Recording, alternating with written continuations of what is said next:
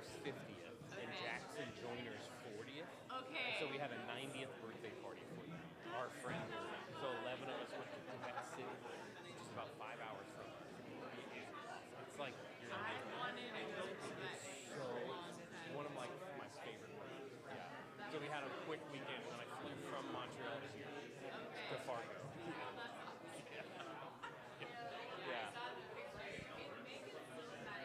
She teaches. Yeah, in Saranac Lake. Yeah. Oh, that's awesome. Yeah. Is Ruthie still up there too? Okay. Yep. See Ruthie probably a couple times a month. Yeah. Okay. That's so sweet. Yeah. I saw a couple of Megan's pictures. Yeah. It was like life-giving. Just good. All right, we're gonna get started.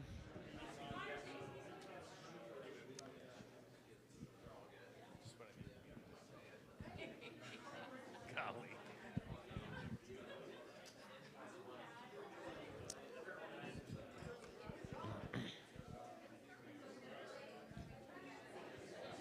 I can barely see you.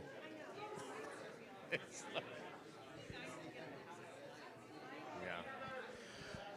Good morning, friends. We're going to start.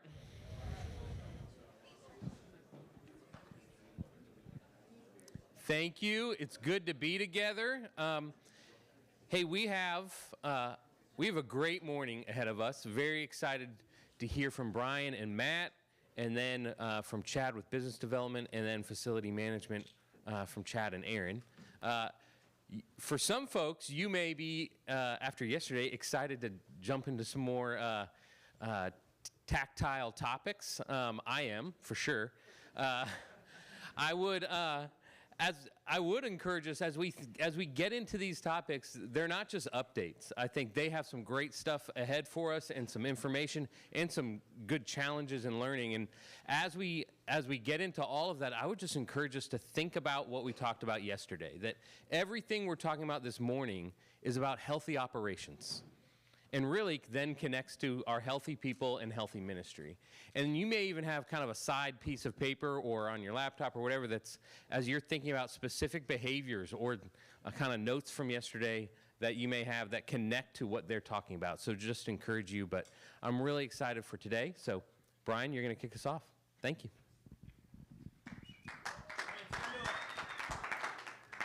Good morning. Hey, I have, I think, connected with almost everybody since we've been here. So if you have talked to me for a few minutes, you've probably picked up on the fact that I did work here for about 4 years.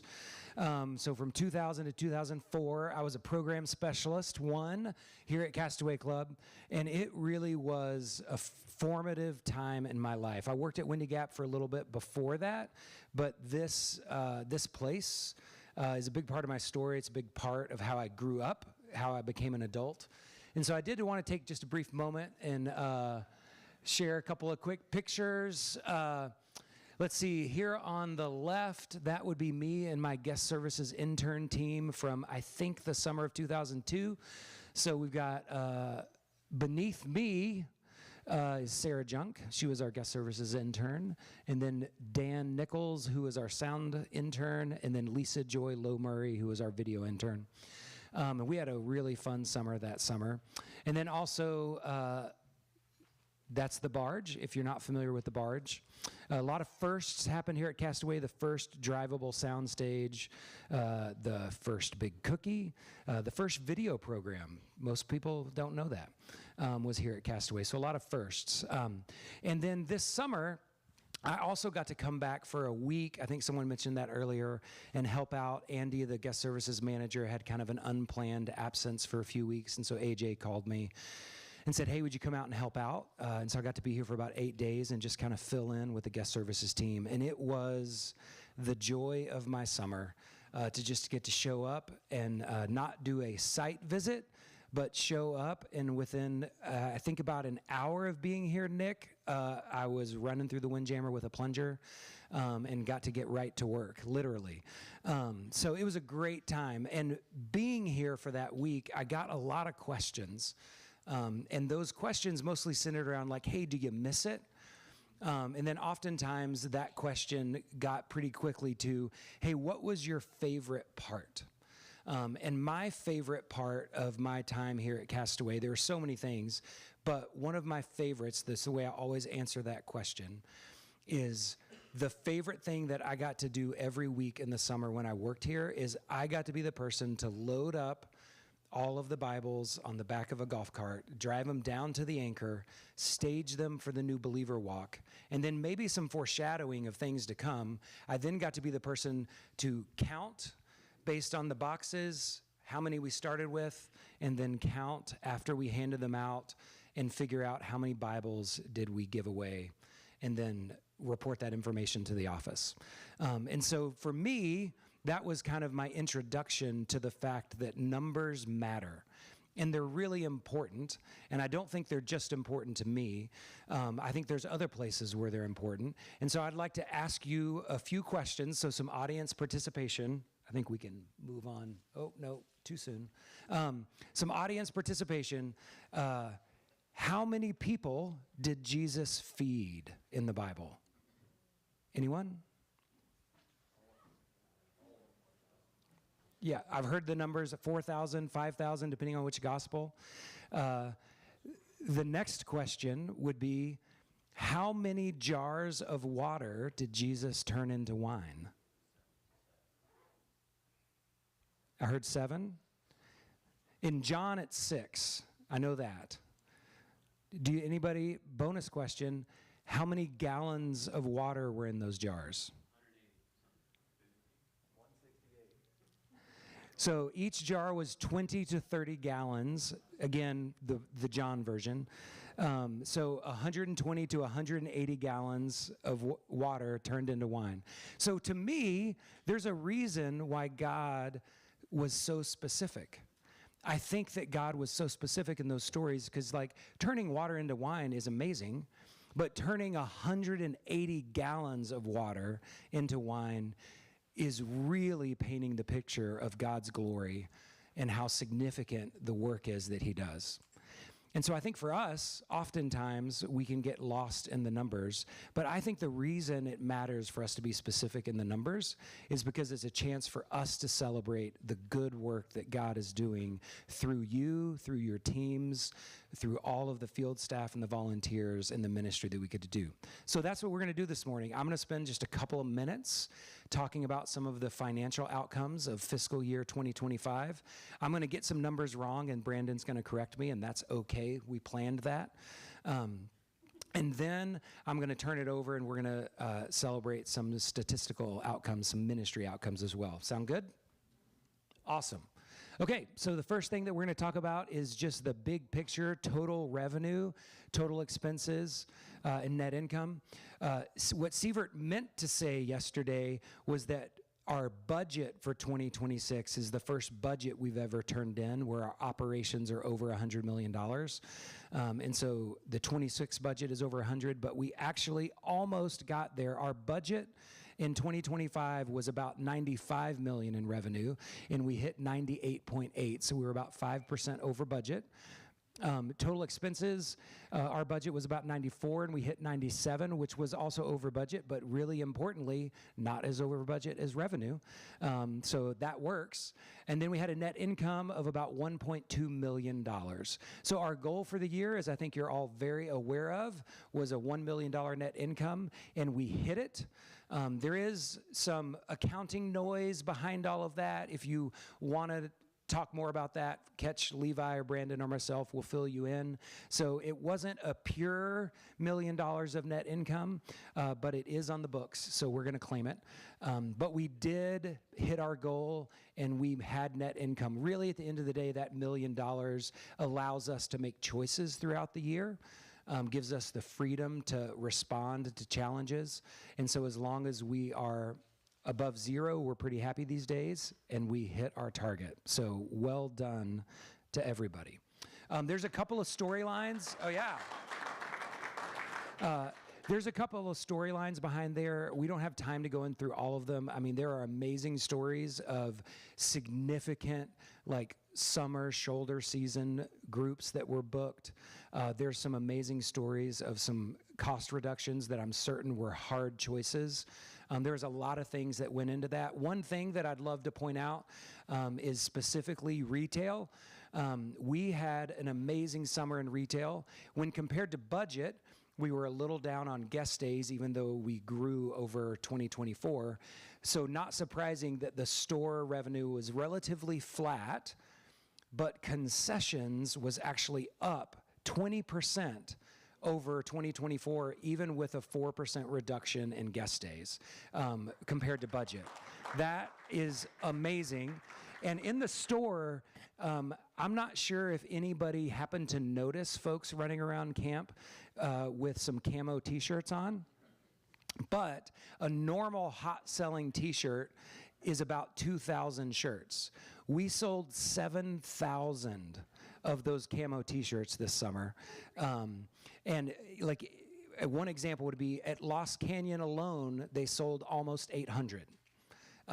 That is a true testament to when you buy the right product and you display it correctly in your store, you can have some pretty amazing results. And as far as concessions goes, it's also worth noting that you probably heard that we introduced digital tips in snack bars and coffee shops. That allowed the give back that we do campership for international and hard to fund in the U.S. It tripled in the summer of 2025. The last few summers, the give back's been about $30,000. This summer, it was just over $100,000. So if you've read the Camping Services newsletter that dropped a week or so ago, there's a little Easter egg in there from Kathleen about what that means for the school season. And if you haven't noticed that yet, I would encourage you to go take a look because there's some fun information for you in there about what you get to do during the school season with that. So the next thing we're going to talk about is capital investment. And these numbers, I don't even know how to talk about them. So in a surprise move, I'm just not going to. $34 million in fundraised capital that we spent at our camps. That's not the raised amount, that's the invested amount. We did $34 million of construction. That represents some huge projects at a few places. It also represents a whole lot of small and mid-sized projects. And then we ended up with $8.1 million in major maintenance. So together, $42 million we invested in the kingdom assets that we've been called to steward. So that is pretty impressive. That's a lot of work on all of you.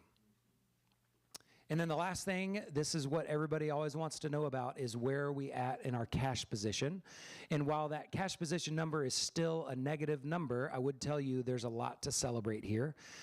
First of all, this year, because of the collective performance of the whole department, we were able to get Saranac and Clearwater Cove out of debt, raising our number to 24 of 29 camps are out of deficit. I would also tell you that there was enough left over at the end of that Malibu was brought down to about $1 million negative cash position, which if you saw what it was before, that is an unbelievable victory and means that we are almost certainly going to be able to take care of that one next year.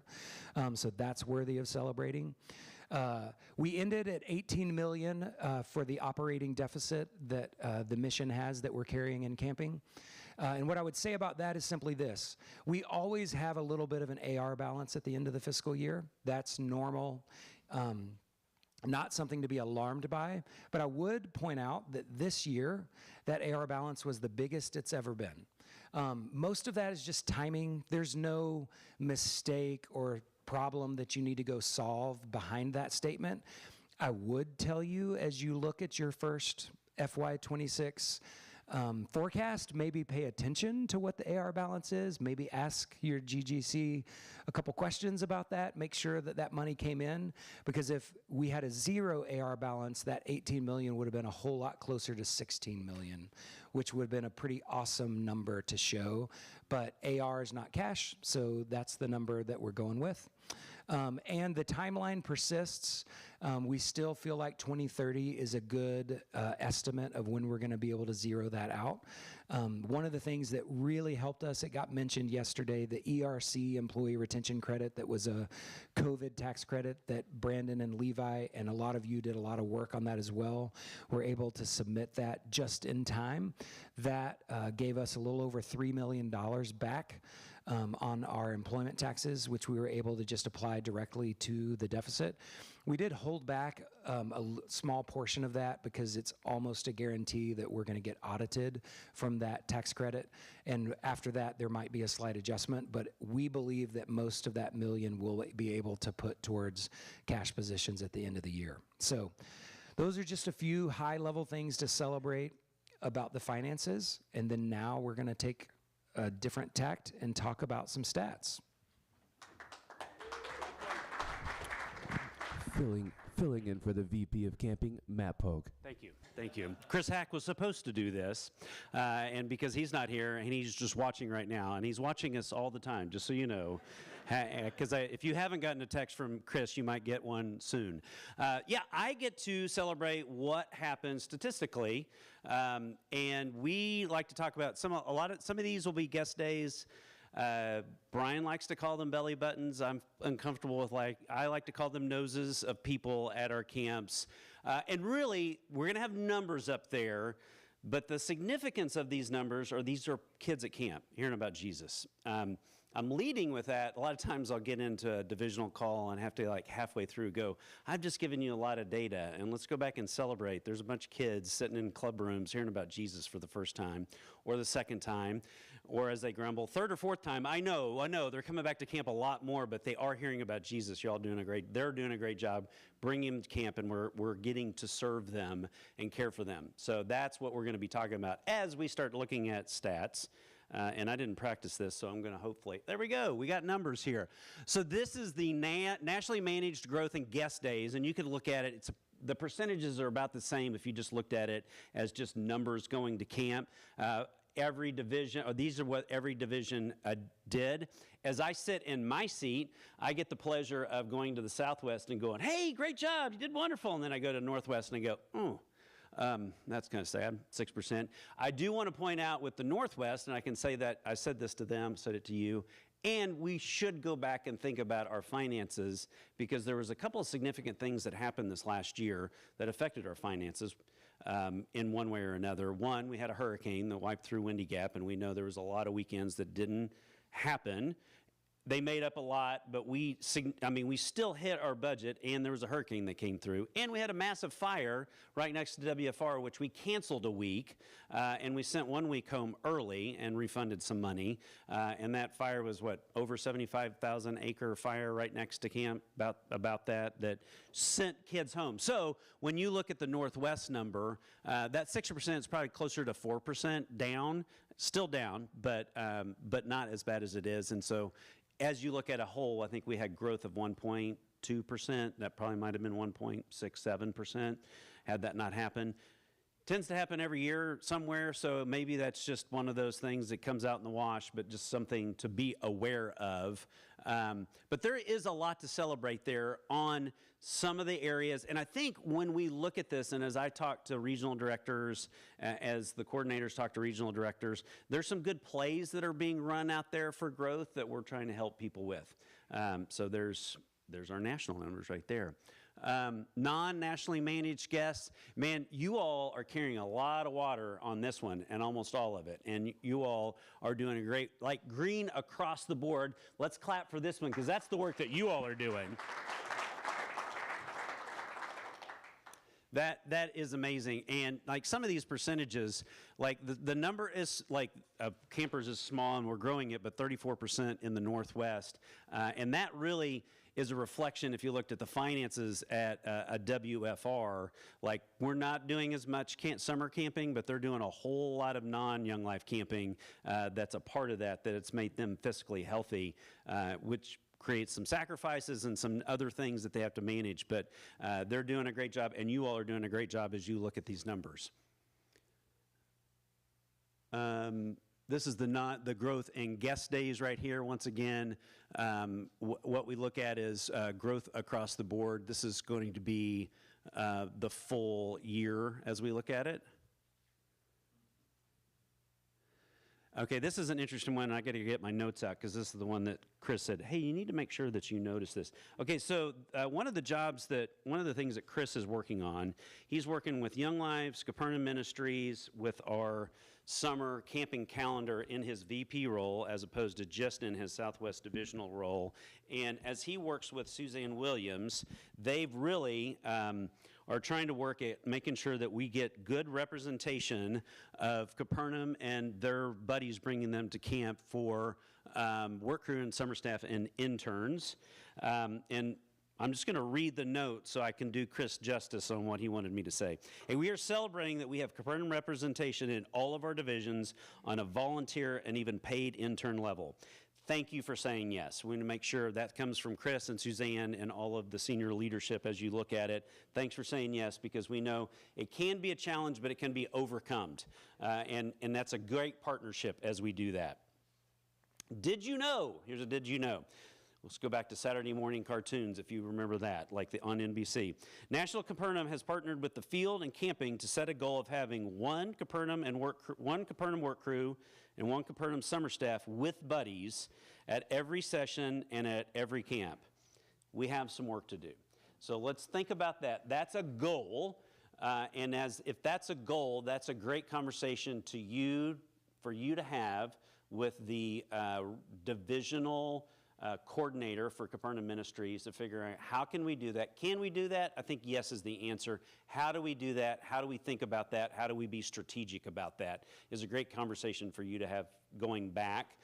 And there are people that are doing it, so have the conversation with the folks that are doing it and figure out learn how they're doing it and partnering with it, because I think this is a great ministry with them. It's a great partnership, and it shows the kingdom every week at our camp, and I think that's what we want to be about.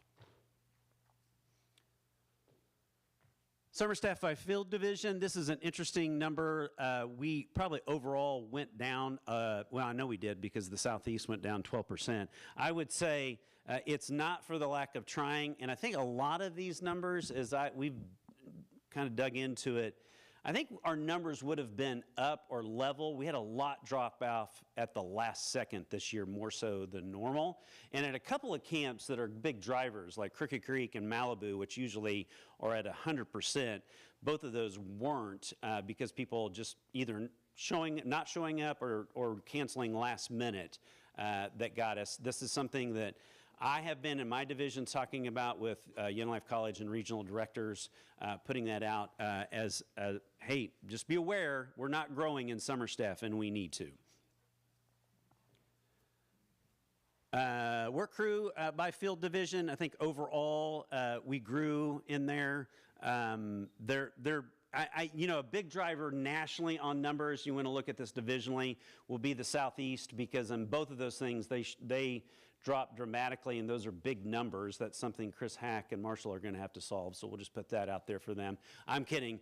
And understand, when we look at by field division, this isn't those folks going necessarily to those camps in their division. That's across the board. So a kid could be in Florida and end up at Malibu, and that number would be in that field division, not in the camping division. So that's what we're looking at there. But I think overall, and what we've seen, I think what we would feel is our work crew numbers are growing and they are strong. They're filling that pipeline way better than it was 3 years ago. And so there's hope for the summer staff. So that would be the celebration in that. A couple things, or some things just for you to be aware of. Here's just our numbers of camp staff. I'm going to look up this way because I can't see up there. We have full-time 468 camp staff at our camps, part-time 43, year-long interns 77, 355 summer interns.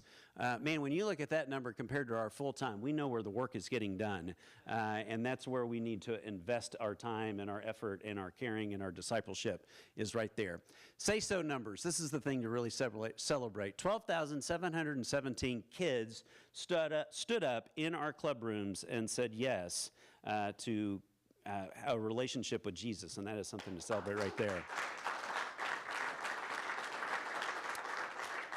And we also know there's plenty of those kids that went home and did the same thing. They just couldn't stand up here, or their friends that brought them to camp are still walking with them and they're making decisions. So we need to continue to pray for that. Assigned team, we had 808 assigned team people that we were partnering with this summer to make it all work. And that's what us syncing together to make this thing what it is for these kids. Thank you for all that you do. All of those numbers are happening because of the work that you and your team are doing, and we know that. And so we thank you for all of that effort.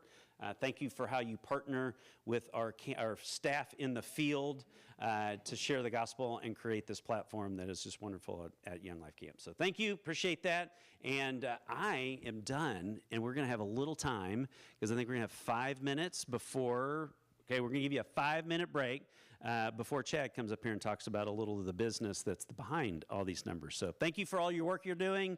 Let's celebrate that and give you 5 minutes.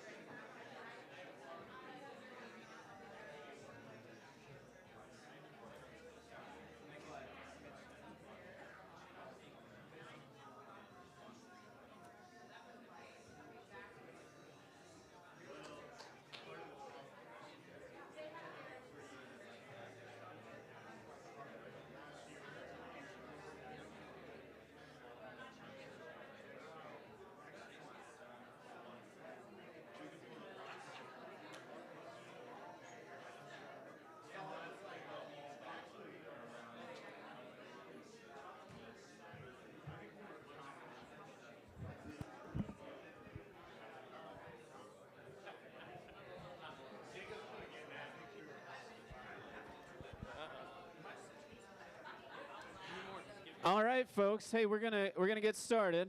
That was a tight 5. Back in your seats. We're doing great. We're ahead of schedule now. Great job, Matt Pogue. And Brian. Brian, yours was great. I love the pictures. At lunch, Brian is going to show us more pictures of his time at Castaway. Hey, make sure there's some marketing material that should be on your table if you didn't get that. And then now give it up for Chad Martin. Here we go. Thank you. If I finish on time, I've been told I will win the raffle. I want to win the raffle really bad. So thank you. Little like healthy people, just a little update. Was doing my annual eval, and part of it was, hey, like, let's talk about some of these things in the last year. New job, decided to move, living life with some different stem cells. That was all good. So thank you for all your prayers with all that. And so that's good stuff. Today, I will focus on kind of progress around this topic. So some of you that are like more heavier into the numbers or want a little more, we'll talk later. For some of you like, well, that's too much. I want less. We'll talk later. So hopefully you'll feel the theme of progress. And then the other part is I'll kind of go through a couple of different filters. One is, I guess it was maybe year 2 or 3, I was at Southwind, and we host this RV program, and we had a new couple, Bill and Cher, and Cher had a lot of ideas. And she was stopped by my office one day, and she came in. She didn't ask if she'd come in. She just came in, she sat down, and she goes, what do you do? And I see you walk around, but what do you do? And I was like, so I began to tell her what I do. So some of you may be asking, what have you been doing? So I'm going to tell you what I've been doing. And I'm going to share that through what you've been doing and that sort of stuff. And then the other thing that I'll share kind of on the personal thing, when I was considering about this transition, into this new role, one of the things I will say I struggle with was as hard as the camp manager job is, you're so close to the ministry. Like, it's just right there at your fingertips. And not being arrogant, but you can make a decision and you can see ministry impacted. So for me, I was like, Lord, where's that going to happen? And the word he kind of gave me is that you can multiply that. So still working on that, but I'm just going to hold that until we do. So a couple of filters we'll go through is I ran into this quote kind of midsummer. And if you're in my office, thank you, Sharp Top, for letting me office there. I have this written on my board. It says, focus on the seeds, not the trees. What seeds are you planting today? Like, I think I know where I want to go and how I want to help. But I had to remind you, just got to keep planting the seeds each day, focusing on the little things. I didn't have the word experiment, but it feels like a lot of things are experiments. So that's been kind of filter number 1 on the day-to-day list. The second filter is, I've shown this to you, probably this will be the 4th time if you're a camp manager. This goes back now, I said 2 years, it's almost 3 years ago that there were 8 camp managers in Chad, and we met for a year, and then after that we met in groups. And when we kind of finished this, there were 2 questions that we sent out, and we said, what's your greatest needs at this time, increasing occupancy, and what support would be the most helpful? This is still working off this list. Sales support, coverage from the air. Like, we need leads. We need people to talk to. Updated websites, promotional videos. You can see all the things, support for GGC, new reporting tools. So I have this kind of in a refined list, but this is the filter. So just planting some seeds and kind of working through this filter. What we'll do today is we'll kind of go through, and I want to share a little bit about celebrate, like what you're doing. And then I could talk for a very long time about a lot of the projects and strategies we're doing, but I'll kind of do that real quickly. Then we'll hear from some camp managers about some progress that they're making. And then we'll have some time for Q&A. And then I'll kind of close out with some things that might be helpful for you to go back home to do. So let's look, speaking of one of those new tools, if you were to open Vena and you went to your forecast report for your camp, you would see this. Now, I don't expect you to see any of these numbers. I'm just letting you know that it's on the forecast report, and it is non-nationally managed occupancy. And if you were to look at it for all, I kind of screenshotted this, FY24, 46.1%. What was in the strategic plan was 49.8, and where we ended the year was 50.3 for growth. Now, if you're a deep dive into some of these numbers, and we've already mentioned hurricanes and different stuff, you might tweak this number a little bit, but it will still show growth. So celebrating that, but we're at 50%. There's still a lot of occupancy out there. And you may be on, what I'm learning as I talk with you is it's not always more. It's different. And I think that is what I've learned the most is I was like, hey, Chad, you'll just go and you have a little bit of experience this in the past, and you'll just produce a bunch of stuff, and it'll fall right on those empty dates, and it'll all work out. What I've really found is the best conversations I've had with camps is where we really look strategically at the groups they have, at this data, and use that data for them, for each camp, for you, to really focus on solving that for yourself. And so really excited about that. But this is a huge kind of celebration here. So this, I don't know if you're football people. I've been told before sports analogies are not good, but I don't know. But if you love Monday Night Football, he does the fastest 3 minutes, and you know, all it does is he says enough for you to go look on YouTube at the plays and that sort of stuff. So I'm not going to do the fastest 3 minutes, but maybe 5 or 6, and I'm going to give you an update of, you know, what have you been doing. So a couple of things. We've done now 2 targeted campaigns, and that's where we chose some specific camps, and we went out with, I could go into a lot of good detail, but like there's an email, there's an ad portion of that, it has a geo search range, all the things. But basically what we've tried to do is drive leads for these particular camps that were on there. And each time we kind of did a group of 4 to 5 camps. The second thing we've done is launched a brand campaign. Believe it or not, we're not as well known as we think we are. So we, at least not, people will be like, well, I just thought you just camped your own ministry. So a brand campaign consists of going out into the world, and when using a lot of the Google Analytics to basically say when someone goes in to type certain things in a search bar, things happen. So all of that is to drive people back to the retreats.younglife.org site. For there, you say, well, why go there? Part of the feedback early on, 2 or 3 years ago, is a lot of our websites focus on things that we don't offer during a weekend. So if you haven't visited that site and you look at, I put a promotional piece out here for you to look at that we used just recently at a Christian school symposium. Thank you, Allison and Stacy, for the experiment. We're going to see how that goes. We did try that. But you'll see the wording is different. The word retreats. But we basically want to expose people to that and drive them to the retreats.younglife.org site. Master lead sheet. As of today, we've produced 248 leads across all camps. Now, that's a big number. Not all of those are good leads. They are leads. Some of them are small. Some of them, they want to bring 7 of their friends just to hang out. Like, it's not exactly what we're looking for. But as we've opened the door really wide, we begin to, Benson has been real helpful with this. We begin to put in some filters to get the size groups that we want. But 248 leads. In the September Camping Services newsletter that went out, if you haven't seen that, you can click that link and you can see all of the leads there. And then digital updates. I don't know if you know this, but previously before, like if someone were to go to Google or anywhere and Google camping or Google your camp, and then they went to your particular website, they might fill out a cognito form that only went to someone at your camp.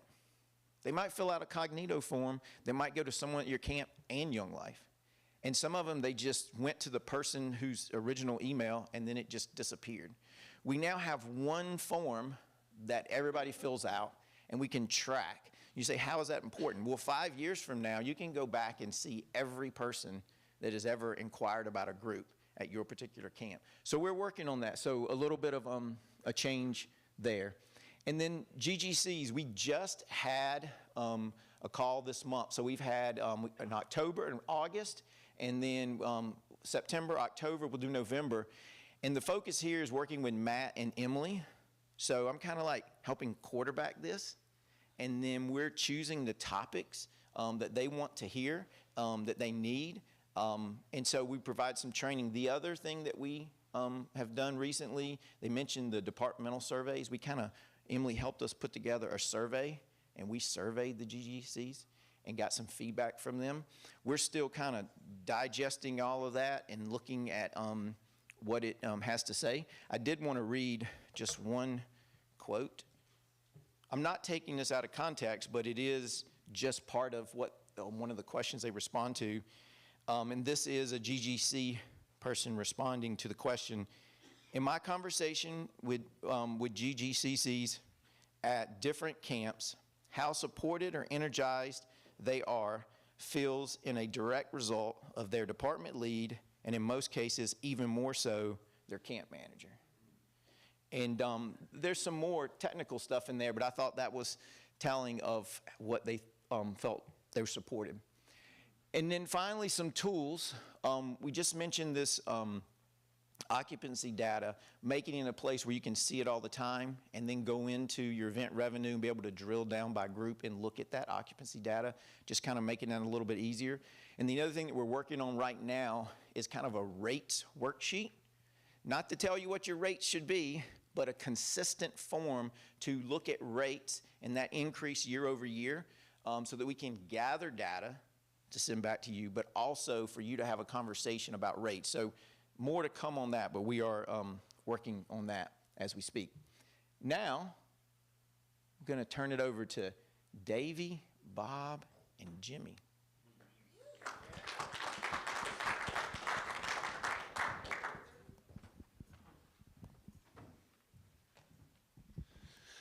So Chad asked me to share a little bit about sales at Woodleaf, and really at Woodleaf it's about figuring out how to use who God has given, not how to.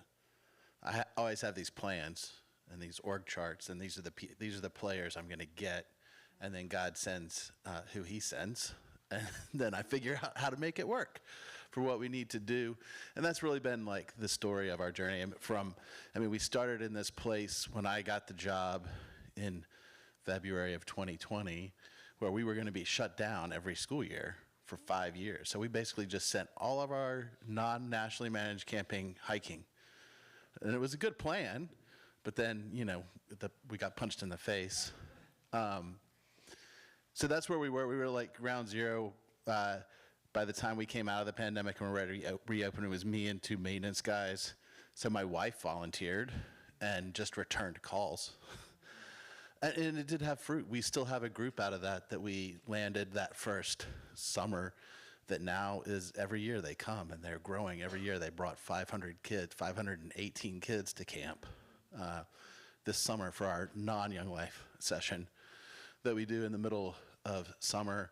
So that was kind of where we started. Then I hired some people, so my wife didn't have to volunteer to answer the phone and return calls anymore. And EJ actually picked it up, and he spent some time in the middle of learning admin, returning the calls, talking to the guest groups, making sure that we knew we had what they needed, and we operated in that way for a while. Then, a couple years ago, we were talking about the importance, and I know this importance for the negative number. The positive number that we saw up here earlier could be a lot more positive if Woodleaf wasn't red, which is part of the plan. But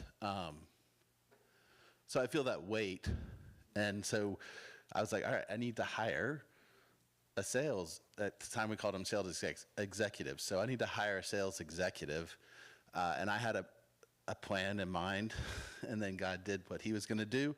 And so we ended up with like a kind of a Frankenstein position where I had a guest group communicator who was sales, also a sales executive, and also did some guest services hosting, and also did some help in admin. And that was good.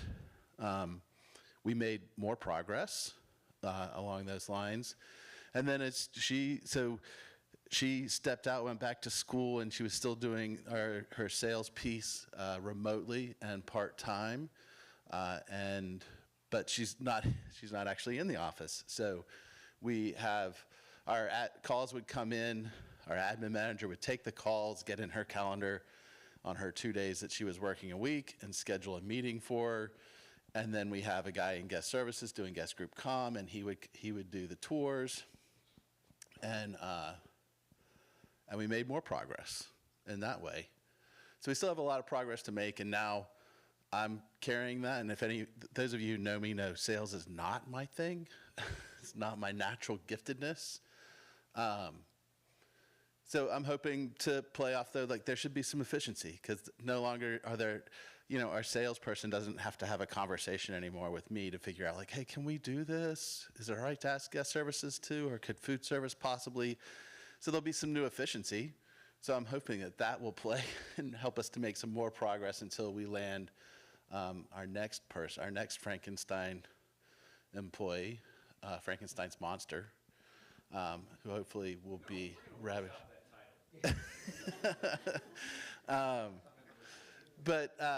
So we're looking for a salesperson who also can do more admin things for us. So that's our journey of and it's kind of a recurring theme in my life, that I have a plan and then God does his thing.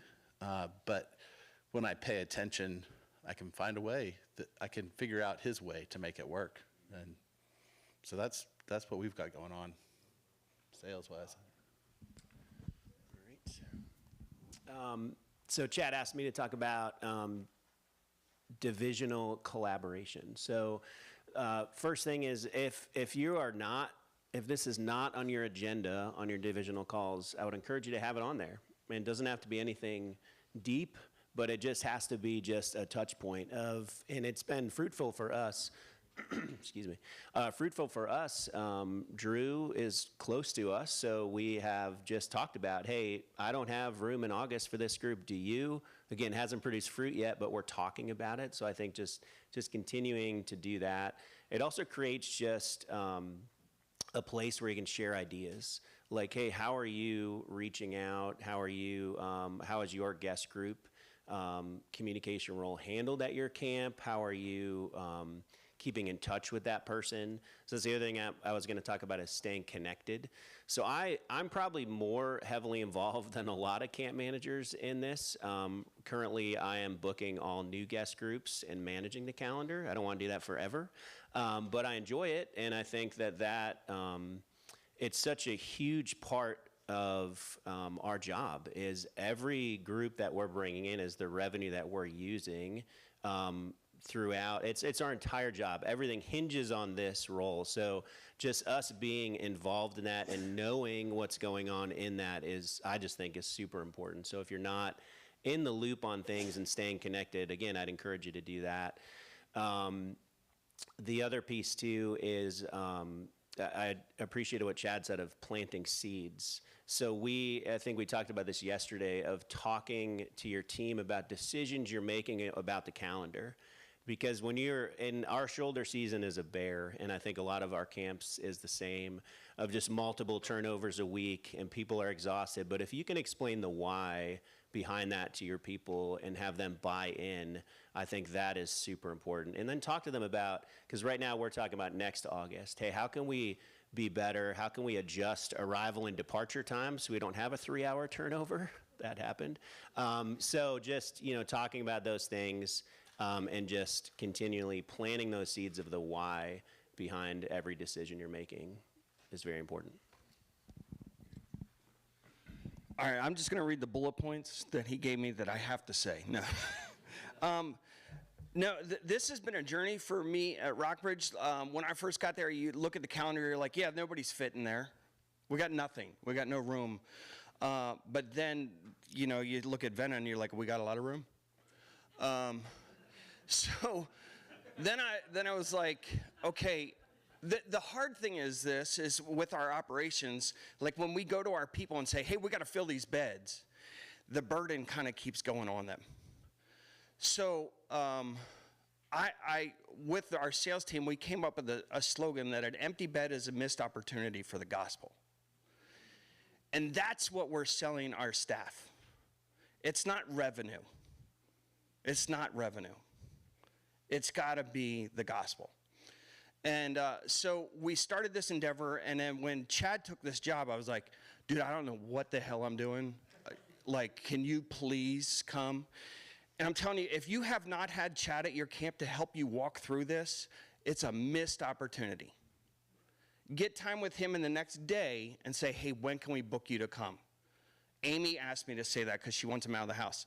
But so Chad came in and he helped us give us perspective and understanding to look at our calendar and to really identify what are the key groups, who are the stakeholders on our calendar that we need to continue to work with. And we are able to identify exclusive, primary, secondary groups, but we labeled them red, yellow, and green. Like we understood, like, hey, this green group, they're 350 plus, 550 plus. They're here, they're stakeholders. That's their weekend. We have yellow groups that are young life groups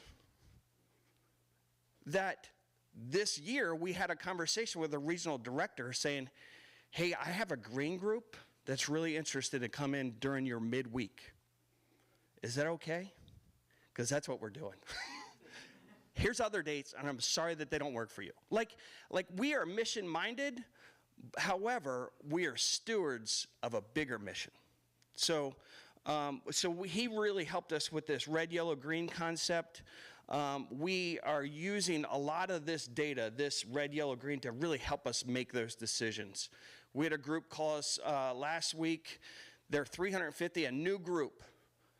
They're going to be a green group for this next year. But they want to come on a group that's been coming for 20 plus years. That's a yellow group. So it's like, okay, well, do we lose this group? And we're going to do an experiment. And we're going to go to this new green group and say, hey, we would love for you to come here. Here's the dates that you want. It's going to potentially push off a group that's been coming for 20 years. Would you consider a 3-year contract? And if they don't, then it's like, okay, we're going to continue with the experiment and try to move this other yellow group somewhere else. But we have to take these chances. We have to give some faith into it. And I really think that Chad has really given us some verbiage, some understanding, and a lot of perspective shift to really guide our team and our staff towards sharing the gospel.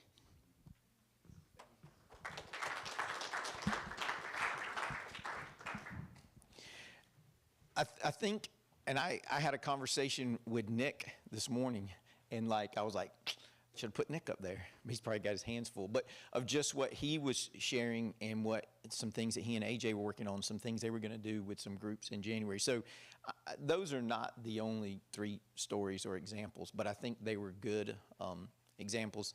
The last thing, I'll kind of close that, and then we can go to some Q&A, is I mentioned this experiment we tried. We attended this Christian school symposium the first week in October, and we were a sponsor, and we had all these things and a little display set up, and we're Christian schools from all over the country. There were like 800 people there, and I was curious as to how that would work, and it was interesting. There were a lot of people there like, oh yeah, I go to that camp, or we host our retreat there.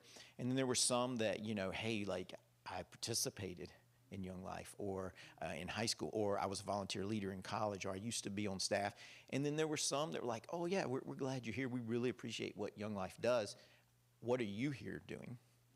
And so it was interesting across those conversations. But going to that kind of making impact, and what Jimmy said, making about ministry, this one guy comes up and he goes, we were talking, and he goes, yeah, he goes, we bring 250 kids to this particular camp, Young Life Camp, every year. He goes, we were just there 2 weeks ago. And I was like, that's awesome. And we talked a little bit about that. And he said, like, we had 3 kids make a decision to follow Jesus. And he laughed and he said, and the topic, our speaker was talking on pain and suffering. He goes, so you know it was a real decision. And, and I was like, but I mean, out of all the things he could have said, right? Like, because he didn't mention the food or the flowers or all that meant, that was what we talked about. Those distractions weren't there. And he was going to tell me about those 3 high school kids. And so just love that's what we get to do. So questions for any of the 3 that were up here, or anything about, you know, what you've heard thus far? Hey, Jeff, can you talk about, you mentioned content for those GTC calls? Yes. Can you talk a little bit about that? Do you ask them for the stuff you're going to talk about, or talk a little bit more about that? Yeah, and Emily and Matt jump in too. I think Emily has been carrying the weight of this. Thank you, Emily. A lot of the content, there are some technical things that they want from Emily, and we really looked at, there's a lot of that. And then there's some things from a GS perspective that Matt, and then, you know, some things we want to share. But what we asked him for is what topics would be helpful, you know, where do you kind of see some avenues of things you would want. So not just saying, hey, what do you want to talk about, but what's worked, what hasn't worked. And I would tell you some of the things that came to the top was resources and tools. Like the GSI, like differences. One of the things we did on this past call was we actually took a lead and that came in, and we put it on the screen and we talked about it, and then we broke out into virtual groups. I'm glad you did that. I don't know how to do that. But, and we talked about open-ended questions versus closed-ended questions. And you say, well, how is that helpful? Well, if you are a GGC, right, they are the front line.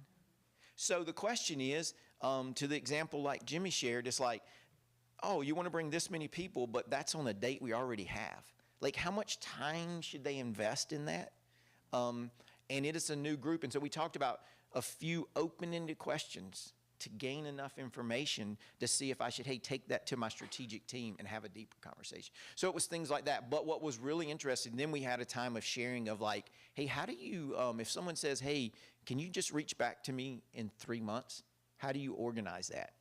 Like sharing of ideas. So those are the types of things directly from the survey, but I would say we haven't digested it all. But there's a lot of heavy stuff that Emily has things. There's some things that Matt, so you'll see that kind of roll out.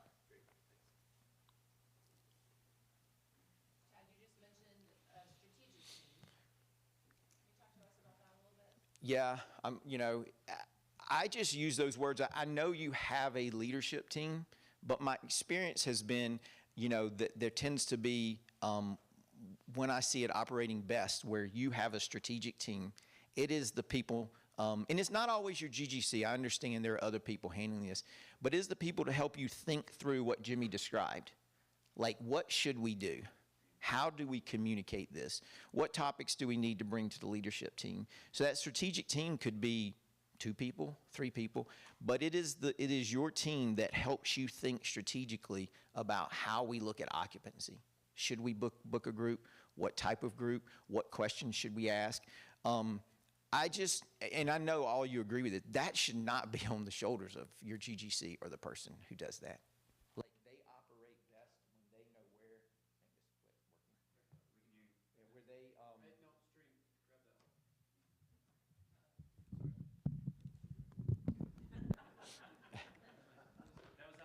yeah, where they know where to go get answers from.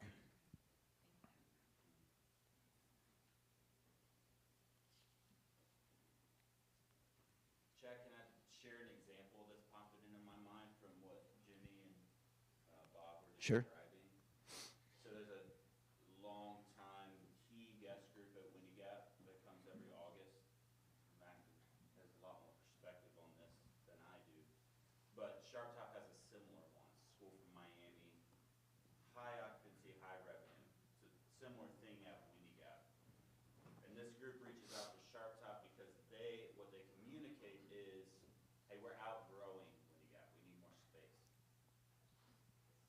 so that lands in the inbox of the guest group communicator at Sharp Top. And he goes to his strategic team, Marshall and I, to figure out what to do with this, right?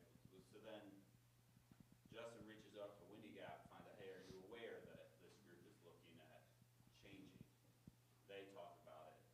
Fran goes to their strategic team. They talk about it. And the beauty of it is like, there is no competition in this conversation, right? It's like, okay, this group needs something or says they need something from Windy Gap and are looking elsewhere in Young Life. Windy Gap and Sharp Top are aligned. We are the same team, right? Like all of our camps are. We're fortunate enough to be close to each other, like Bob was describing with Drew, where we can have a conversation about like, okay, how do we keep the groups that are, this group that goes to Windy Gap is going to displace at Sharp Top. Can they go to Windy Gap? Like, can we shift all of this around in such a way that we can serve all of these groups and keep all of that revenue within Young Life Team? It's just like beautiful when there's so many steps in that process where somebody could be like, this is ours, you know, don't mess with this, or those dates are already booked, go elsewhere. I just think there's a lot of potential for the enemy to get in our way in that process, but when we are collaborative in that way, it's beautiful and life-giving for me to be part of it. Thanks, Micah. There's somebody back. Yeah, Chad, I just want to say thank you for all the work. We've had all kinds of leads come through, and I've emailed you a few that are, you know, robots now are a part of the internet. But we just got one last night that's looking for 300 beds in August. So staying the course, I mean, they do come through. We'll see if we can actually contract them. But they're out there. There's people looking. And he reached out saying that the camp they used to use is closing. And so that's part of the reality for us too. To realize that we're sustainable in hopes. Getting the word out is very important. Thank you.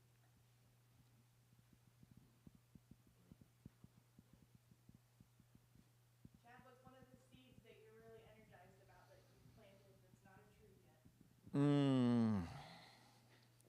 Well, it's hard to celebrate success sometimes, you know, and you can also look and say, oh, well, you've generated 248 leads, right? And I will tell you, as of today, we've not booked one of those groups yet, right? And I struggle with that a lot. But I will say, 12 months ago, we didn't even have any marketing materials. So like, and I mean, like, I love that, right? Like, I don't know if they're the right marketing materials. I don't know if they say the right things. But we said, hey, let's go with what we have. And so I just think that's just to expose people who have not, you know, to a message, and then be able to go back. And if you don't know, you know, Chelsea, who's the director of Marcom, like she should be up here with me. Like we work hand in hand, and we also have a third party, but asking questions. But that's one thing of like, hey, let's put this image out here. Let's put this message.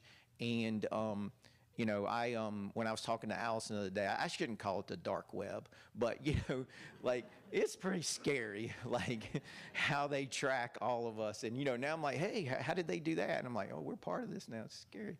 So, but I would say that is there. Yes, Emily. Chad, you're coming to Impact to help lead a joint time with admin managers and guest services managers. What are you excited to say to that group? Yes.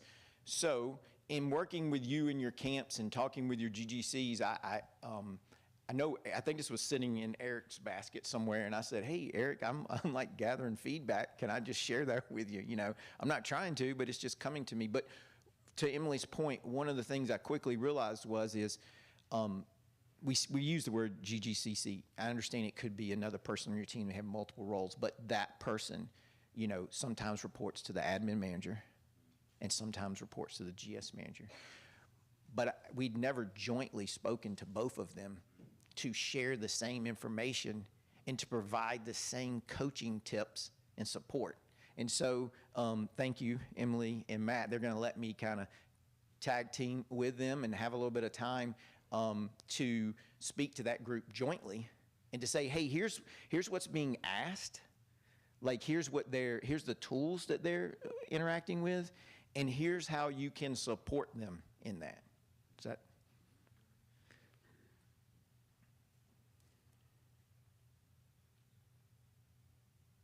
Well, thank you. The last thing kind of that we have here, you know, I'm not going to lie. I was going to have a QR code up here. And this is part of my goals too, learning new technology, but things just went bad and I didn't get the QR code. So, but I really want you to plant some seeds. So I did my old teacher thing. I went in there and I leveraged, you know, my wife says, Chad, I'm never working for you, not ever. But she did make a Canva document for me, and I did have it printed at Staples, and they still do that. And I have a handout for you. And I think, I know this was said yesterday, on this list, I hope this doesn't feel like one more thing for you to go back and do. But I think there are some action items on there that is related to the, you know, when we looked at the people and the operations and the ministry, I believe there are things listed on there that you'll just see, gosh, I can really do that. Or, hey, there may be an experiment in that. And finally, it's okay, too, for you to take a picture of that with your phone and throw it in the trash, too. But that's my way of QR coding things here. So, thank you.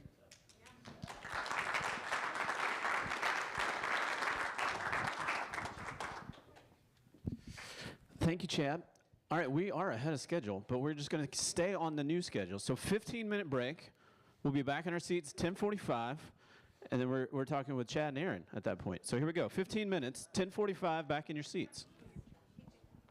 And Okay, yeah, I'll announce whatever you want. Store.